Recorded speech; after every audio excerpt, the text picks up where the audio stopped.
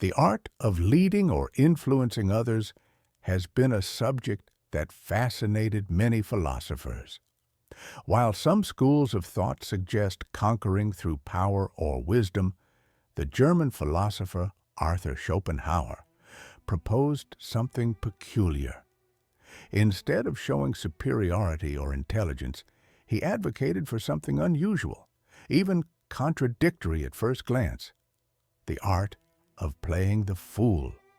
According to him, this strategy not only protects your reputation, but also helps you gain respect and admiration.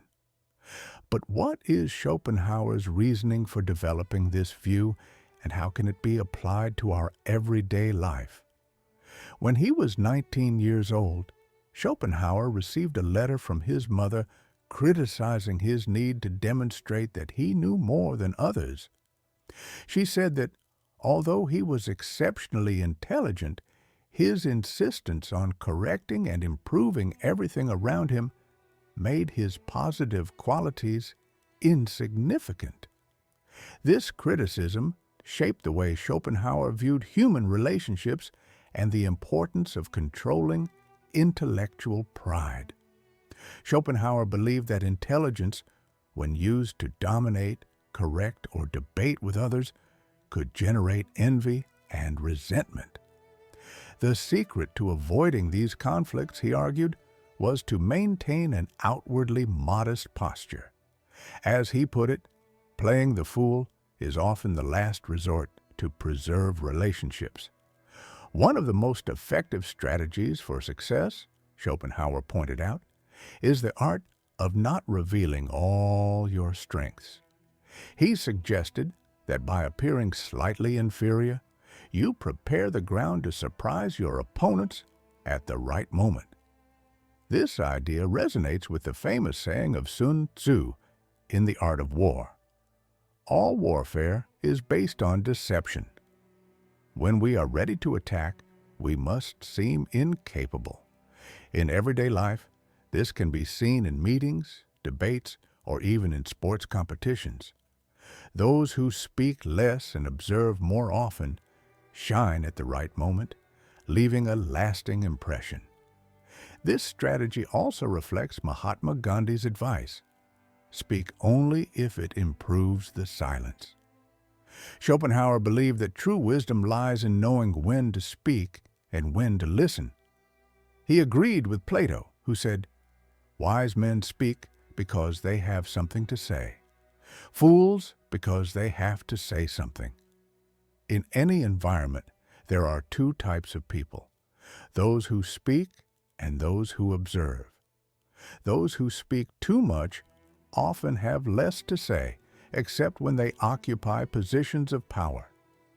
Schopenhauer said that the secret is not to be ignorant, but to give the impression that you don't know everything while processing the information to display your insight at the right moment. The ability to subtly guide others is another lesson from Schopenhauer. He believed that guiding others while letting them believe the ideas are their own is a sign of respect and compassion. In his words, it is wiser to appear ignorant to preserve the dignity of others. When we respect the people around us, whether they are parents, teachers, or bosses, it is more effective to plant ideas subtly rather than impose our vision. This avoids unnecessary confrontations and creates an environment of mutual respect. For example, professional athletes sometimes allow a disabled fan to win a game, even though they could easily win. They choose to lose to give the other person the feeling of triumph. This act of humility strengthens bonds and promotes dignity. At work, this same idea is essential. Instead of constantly correcting your boss or colleagues, Schopenhauer recommended playing the fool to preserve harmony in the professional environment. Humility as a path to respect. We all desire to be recognized, but Schopenhauer warned that before achieving success, it is better to maintain a low profile. He saw the desire to display accomplishments as a sign of insecurity and emphasized that true admiration comes when you achieve something without boasting. This idea was also explored by Socrates, who said, "I know that I know nothing." Socrates used a technique called Socratic irony, feigning ignorance to make others reflect deeply. This apparent humility turned him into one of the greatest thinkers in history. Finally, Schopenhauer emphasized that arrogance is rarely admired. He believed that by minimizing your own achievements, you become a more respectable person. This stance reinforces the thinking of Frank Lucas. The loudest in the room is the weakest. By adopting humility and acting with respect, you present yourself as someone admirable, achieving more than victories, conquering hearts. The teaching of Schopenhauer is clear. Playing the fool can transform apparent weaknesses into strengths, avoid unnecessary confrontations, and earn the true respect of those around you. As Lao Tzu said, "The wise man wears simple clothes, but holds a treasure in his heart." The art of playing the fool requires patience, self-control, and the ability to observe beyond the obvious.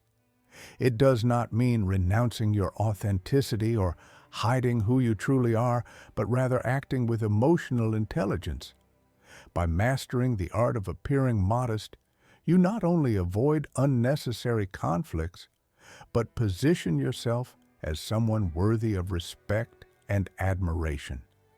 Therefore, the next time you find yourself in a situation where your instinct leads you to impose yourself or prove that you're right, try doing the opposite.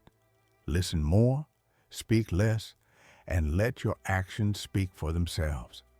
After all, as Schopenhauer showed us, true power lies in humility, and true success is one that not only benefits you, but also inspires others to be better.